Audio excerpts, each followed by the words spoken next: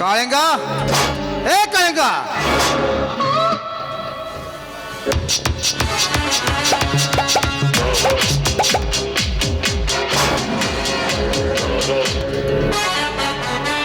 ಹೇಳಿ ಗೌಡ್ರಿ. ಕಾಳಿಂಗ, ನೀನು ಯಾಕೋ ಈ ಸಾರಿ ಬಾಳಿ ತೋಟವನ್ನು ಚೆನ್ನಾಗಿ ನೋಡಿಕೊಂಡಿಲ್ಲವೆಂದು ಕಾಣುತ್ತಿದೆಯಲ್ಲ. ಇದ್ದ ಬಾಳಿಯೆಲ್ಲ ಹಾಳಾಗಿ ಹೋಗಿದೆ. ನಿನಗೆ ಸ್ವಲ್ಪ ಜವಾಬ್ದಾರಿಯಿಂದ ನೋಡಿಕೊಳ್ಳುವುದಕ್ಕೆ ಆಗುವುದಿಲ್ಲವೇ? ಗೌಡ್ರಿ, ಇದ್ದ ಆಳುಗಳಿಗೆ ಹೇಳಿ ಹೇಳಿ ಸಾಕಾಗಿ ಹೋಗಿದೆ. ಇನ್ನು ಮುಂದೆ ಖುದ್ದಾಗಿ ನಾನೇ ನಿಂತು ಮಾಡಿದ ತಪ್ಪನ್ನು ಸರಿ ಮಾಡುತ್ತೇನೆ. ಕಾಳಿಂಗ, ಅದು ಏನು ಮಾಡುತ್ತೀಯೋ ಮಾಡು. ಒಟ್ಟಿನಲ್ಲಿ ಒಂದು ವಾರದಲ್ಲಿ ಬಾಳೆ ತೋಟ ಬದಲಾಗಬೇಕು. ಕಾಳಿಂಗ, ನಾಳೆ ತೆಂಗಿನ ತೋಟಕ್ಕೆ ಲಾರಿಗಳು ಬರುತ್ತವೆ. ನೀನೇ ಮುಂದೆ ನಿಂತುಕೊಂಡು ಆ ಲಾರಿಗಳಲ್ಲಿ ತೆಂಗಿನಕಾಯಿಯನ್ನು ಲೋಡ್ ಮಾಡಿ ಹರಿಹರಕ್ಕೆ ಕಳಿಸಿಕೊಡಬೇಕು.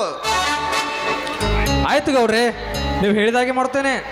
ಗೌಡ್ರಿ, ಈ ಸಾರಿ ನಮ್ಮ ಊರಿಗೆ 300 ಆಶ್ರಯ ಮನೆಗಳು ಬಂದಿದ್ವಲ್ಲ. ಹೌದು. ಅದಕ್ಕೆ ನಮ್ಮ ಊರಿನ ಗ್ರಾಮ ಪಂಚಾಯತಿ ಮೆಂಬರ್ಗಳು ಬರೀ 200 ಮನೆ ಅಷ್ಟೇ ಹಾಕ್ಸಿದಾರಂತೆ.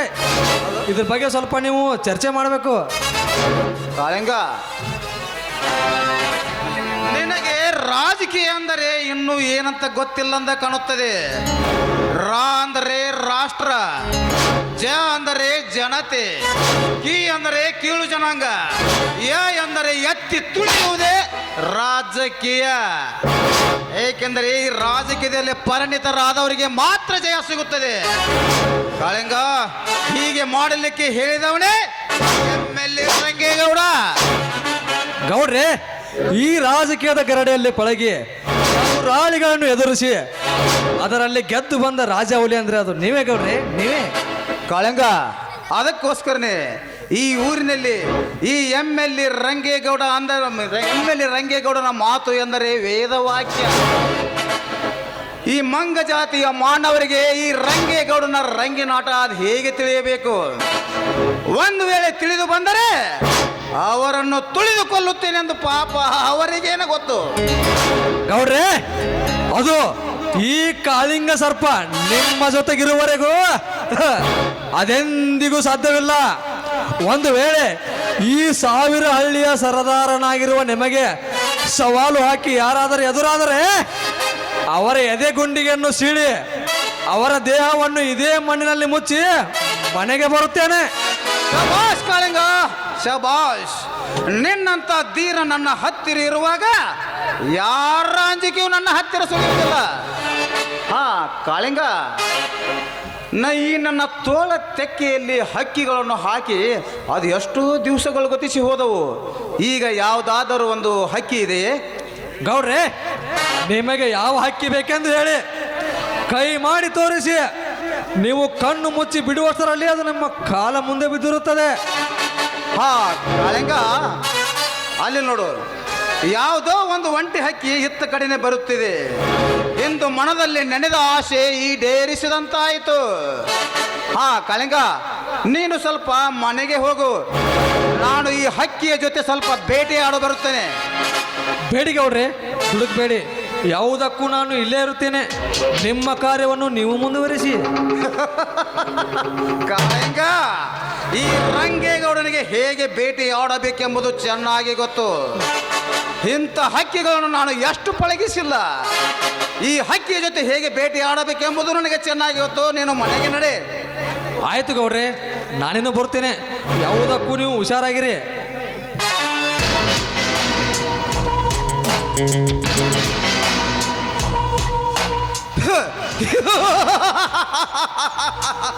ಬಹುದಿನಗಳಿಂದ ಕಾಡುತ್ತಿರುವ ನನ್ನ ಬಯಕೆಯನ್ನು ಎಂದು ಈಡೇರಿಸಿಕೊಳ್ಳಲೇಬೇಕು.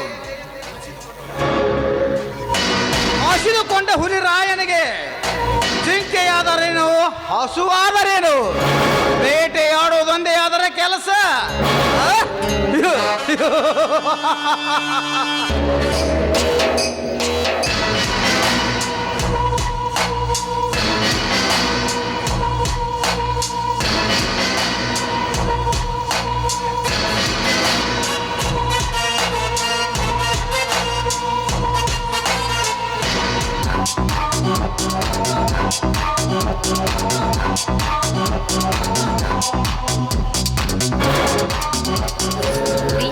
ಯಾರೇ ನೀವು?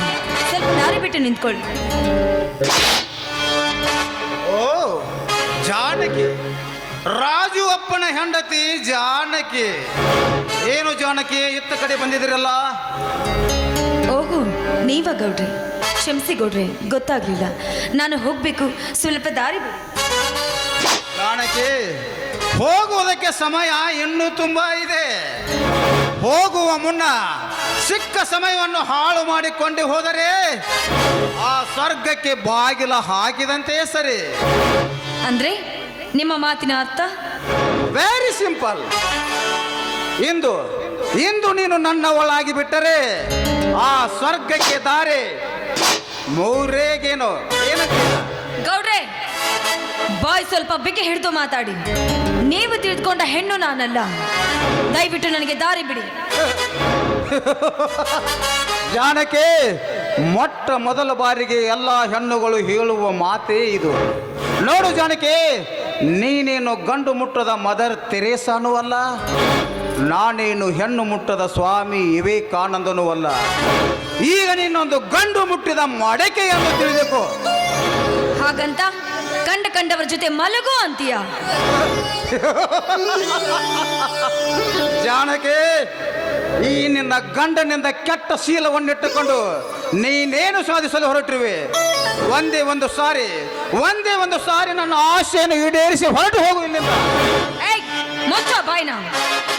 ಬಾಯಲ್ಲಿ ಬರುವುದು ಸ್ವಾಮಿ ವಿವೇಕಾನಂದವರ ಹೆಸರು, ಮನಸ್ಸಲ್ಲಿ ಇರುವುದು ನಿತ್ಯಾನಂದ ಸ್ವಾಮಿಯ ಉಸಿರು.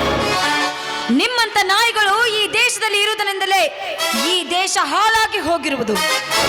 ಓಹೋ, ಅಭಿಮಾನ, ದೇಶಾಭಿಮಾನ ಇರಬೇಕಾದದ್ದೇ. ಜಾನಕಿ, ನೀನೇನು ವೀರರಾಣಿ ಕಿತ್ತೂರು ಚೆನ್ನಮ್ಮನೂ ಅಲ್ಲ, ಒನಕೆ ಓಬವನೂ ಅಲ್ಲ, ಬೆಳವಡಿ ಮಲ್ಲಮ್ಮನೂ ಅಲ್ಲ, ಝಾನ್ಸಿ ರಾಣಿ ಲಕ್ಷ್ಮೀಬಾಯಿನೂ ಅಲ್ಲ. ನೀನೊಂದು ಸಾಧಾರಣ ಮಹಿಳೆ ಅಂದಾಗ ನೀನ್ಯಾವ ಲೆಕ್ಕ? ಅಂತ ಕ್ರಾಂತಿಕಾರಿ ಮಹಿಳೆ ಆಗದಿದ್ರು ಕೂಡ ಅವರು ಹಾಕಿಕೊಟ್ಟ ದಾರಿಯಲ್ಲಿ ನಡೆಯುವೆ. ಶ್ರೀರಾಮನ ಹೆಂಡತಿ ಸೀತಾ ಮಾತೆ, ಇನ್ನೊಂದು ಹೆಸರೇ ಜಾನಕಿ.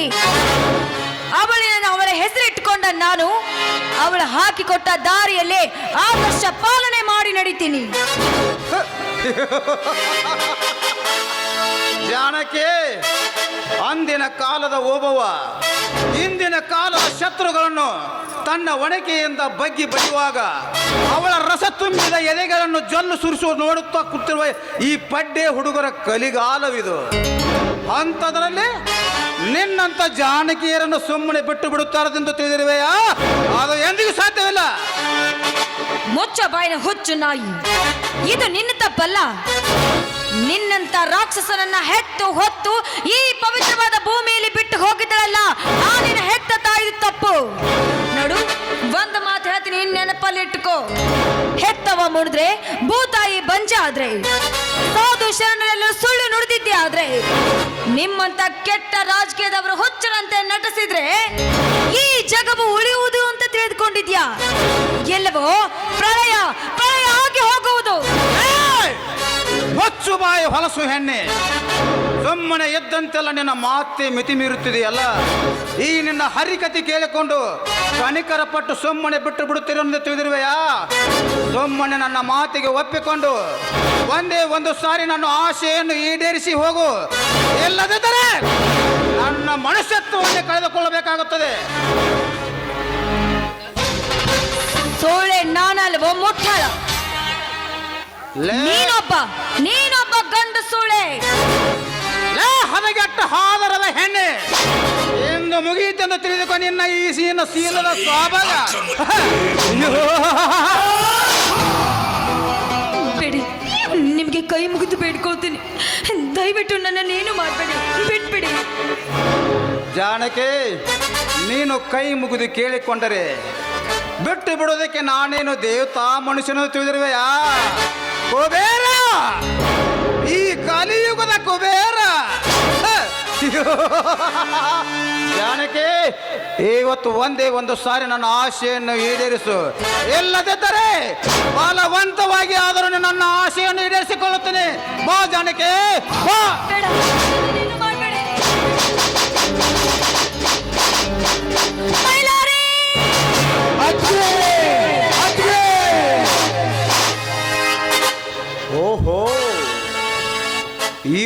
ಕಾವಲಗಾರ ಇವಳ ಮೈದುನ ಮೈಲಾರಿ ಬಂದ ಎಂದು ಕಾಣುತ್ತದೆ. ಗಾಳಿ ಬಿಟ್ಟಾಗ ಮತ್ತೆ ತೂರಿಕೊಂಡರಾಯಿತು. ಬರುತ್ತೇನೆ ಜಾನಕಿ, ಮತ್ತೆ ಬಂದೇ ಬರುತ್ತೇನೆ. ನಿನ್ನ ಬೇಟೆಯಾಡುವುದಕ್ಕೆ ಮತ್ತೆ ಬಂದೇ ಬರುತ್ತೇನೆ.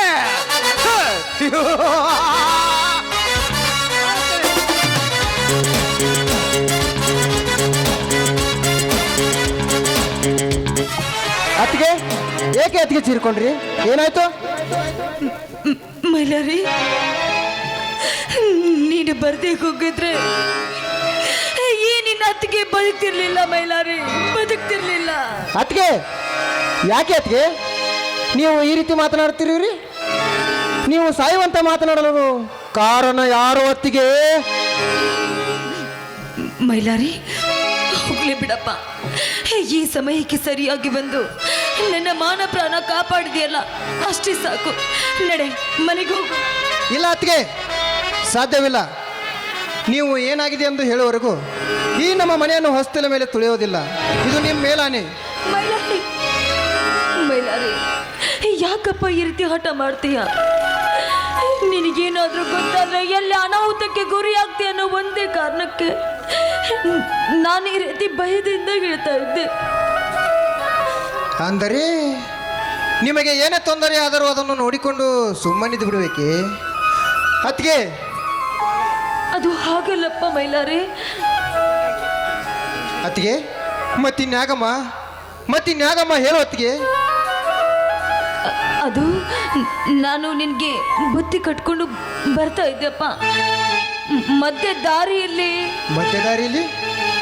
ಅತ್ತಿಗೆ, ಮಧ್ಯದಾರಿಯಲ್ಲಿ ಏನಾಯ್ತು ಹೇಳು ಅತ್ತಿಗೆ. ನಾನು ನಿನ್ನ ಹೊಟ್ಟೆಯಲ್ಲಿ ಹುಟ್ಟಿದ ಮಗನೆಂದು ತಿಳಿದು ಯಾವುದೇ ಸಂಕೋಚವಿಲ್ಲದೆ ಹೇಳು ಅತ್ತಿಗೆ, ಹೇಳು. ಆ ರಂಗೇಗೌಡ ನನ್ನ ಏನು? ರಂಗೇಗೌಡ ನಿನ್ನ ಮೇಲೆ ಕೈ ಹಾಕಲು ಬಂದಿದ್ದಾನ? ಲೇ ರಂಗೇಗೌಡ, ಶಕ್ತ ತಾಯಿ ಅಂತಿರುವ ನನ್ನ ಅತ್ತಿಗೆಯ ಮೇಲೆ ಕೈ ಹಾಕೊಂಡು ಸಕ್ಕು ಬಂದಿದ್ದ ಆ ಮಗನೇ. ನಿನ್ನ ರುಂಡವನ್ನು ಕತ್ತರಿಸಿ ನನ್ನ ತಾಯಿಯ ಪಾಲನೆಗೆ ಹಾಕಿ ತಂದು ಬಿಡುತ್ತೇನೆ.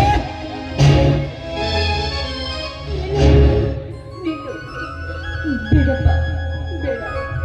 ನೀನು ಈ ರೀತಿ ಹಠ ಹಿಡಿದಿ ಅಂತ ನನಗೆ ಗೊತ್ತಿದ್ದಲ್ಲೇ ನಾನು ವಿಷಯವನ್ನ ನಿನಗೆ ಹೇಳಿರಲಿಲ್ಲ. ಇಲ್ಲ ಅತ್ತಿಗೆಮ್ಮ, ಸಾಧ್ಯವಿಲ್ಲ. ಅತ್ತಿಗೆಮ್ಮ, ನನ್ನನ್ನು ಜೈಲಿಗೆ ಕಳಿಸಿದಾಗಲೂ ಸುಮ್ಮನೆ ಐತೆ, ನಮ್ಮ ಹೊಲವನ್ನು ಕಿತ್ತುಕೊಂಡಾಗಲೂ ಸುಮ್ಮನೆ ಐತೆ. ಈಗ ನಿಮ್ಮ ಮೇಲೆ ಕೈ ಹಾಕಲು ಬಂದಿದ್ದಾನಲ್ಲ ಆ ಚಾಂಡಾಳ, ಈಗಲೂ ಸುಮ್ಮನೆ ಬಿಡಬೇಕು. ಇಲ್ಲ ಅತ್ತಿಗೆ, ಸಾಧ್ಯವಿಲ್ಲ. ನೀನೀಗ ಒಂದು ಹೆಜ್ಜೆ ಮುಂದಿಟ್ಟಿದ್ದೆ ಆದ್ರೆ ನನ್ನ ಮೇಲೆ ಆಣೆ ಆಗಿದೆ. ಅತ್ತಿಗೆಮ್ಮ, ತಪ್ಪು ಮಾಡಿಬಿಟ್ಟೆ ಅತ್ತಿಗೆಮ್ಮ, ನೀನು ದೊಡ್ಡ ತಪ್ಪು ಮಾಡಿಬಿಟ್ಟೆ. ಆನೆ ಹಾಕಿ ನನ್ನ 2 ಕೈಗಳನ್ನು ಕಟ್ಟಿ ಹಾಕಿಬಿಟ್ಟೆ ಅತ್ತಿಗೆಮ್ಮ, ಕಟ್ಟಿ ಹಾಕಿಬಿಟ್ಟೆ. ಇಲ್ಲದಿದ್ದರೆ ಇವತ್ತು ಸೂರ್ಯ ಮಲಗೋದರೊಳಗಾಗಿ ಅವನ ಹೆಣದ ಮೇಲೆ 10 ಕಾಗಿಗಳು ಹಾರಾಡುತ್ತಿದ್ದವು. ತಪ್ಪು ಮಾಡಿದೆ ಅತ್ತಿಗೆಮ್ಮ, ನೀನು ದೊಡ್ಡ ತಪ್ಪು ಮಾಡಿದೆ. ಬಿಡಪ್ಪ, ಅಂತ ನರಭಕ್ಷಕರನ್ನ ಕೊಂದು ನೀನ್ ಯಾಕಪ್ಪ ಕೊಲೆಗಾರನಾಗ್ತೀಯ? ಅಂತ ರಾಕ್ಷಸರಿಗೆ ಶಿಕ್ಷೆ ಕೊಡ್ಲಿಕ್ಕೆ ಆ ದೇವರು ಇಂದಿಲ್ಲ ನಾಳೆ ಬಂದೇ ಬರ್ತಾನ. ಮನೆಗೆ ಹೋಗೋಣ. ಹಾ ಮೈಲಾರಿ, ಇಲ್ಲಿ ನಡೆದ ಘಟನೆಯನ್ನ ಯಾವ ಕಾಲಕ್ಕೂ ಮನೆಯಲ್ಲಿ ತಿಳಿಸ್ಬೇಡಪ್ಪ, ತಿಳಿಸ್ಬೇಡ. ಸರಿ ಅತ್ತಿಗೆಮ್ಮ, ನಡೆಯಮ್ಮ.